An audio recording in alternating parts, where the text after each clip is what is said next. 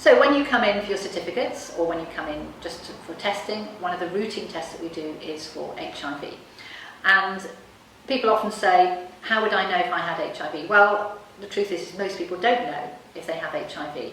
Sometimes you read up about symptoms, and symptoms, often you'll find they say flu-like symptoms or swollen glands or a rash.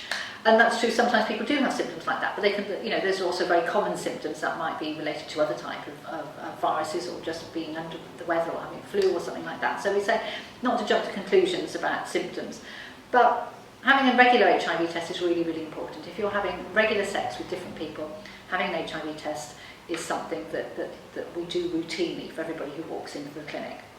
So you may not know. Having no symptoms doesn't mean you don't have HIV, or it might mean that you have HIV. So make sure you have that regular test, and then you'll know on a regular basis whether you have HIV or not.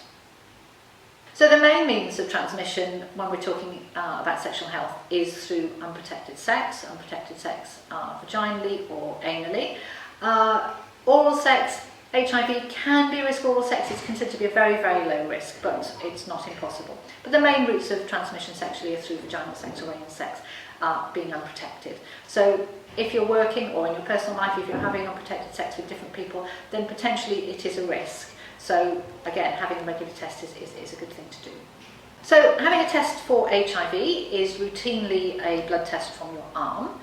When we're testing you in a sexual health clinic, you'll find that when we take blood from your arm, that's usually for HIV and syphilis and hepatitis B and hepatitis C. For HIV, again, there's an incubation period, and that can vary depending on the type of test that you're having. But routinely in sexual health clinics in the UK, we're doing a 5th generation blood test, and the incubation period for HIV in that situation is 45 days. So that's nearly 7 weeks. So again, as with other infections, if you've had risk in the 45 days preceding your blood test, then having a negative test may not be accurate. So for a completely accurate test, you need not have any sexual contact for those 45 days.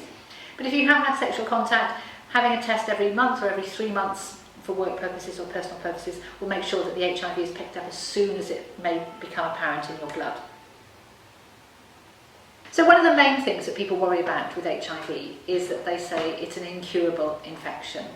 Well, it's true, there's not a cure for it currently, but it is a treatable infection. And I think things have changed very much, and I think there are still, people get very anxious about HIV, and that's understandable, but people get very anxious about what their life might be like if they had HIV. We can't cure it, but there are very, very effective treatments for HIV called antiretrovirals. And people who find out they've got HIV usually start on antiretroviral treatments almost as soon as they've been diagnosed. We would do blood tests to check how the virus is affecting somebody's body, but routinely you would start people on treatment almost immediately that we know they've got HIV. Now these treatments are so effective that generally speaking, people with HIV these days live their ordinary healthy lives, their ordinary lifespans. They're able to have relationships, they're able to have children, they're able to get on with their lives, and it very, very rarely HIV has an effect on any part of their lives. Once they start taking treatment, it means that the viral load of HIV, which is how infectious somebody is, the antiretrovirals sit on the viral load and make it undetectable. And once we know that somebody's got an undetectable viral load, it means that they cannot transmit their HIV to anybody else. And that's quite amazing, because I think people think if you've got HIV that you are very infectious, and that if you have sex with somebody with HIV you automatically get HIV. And we know that these days with effective treatment, and if people take their treatments accurately, for the vast majority of people with HIV, once their viral load is undetectable, they are not infectious to anybody else.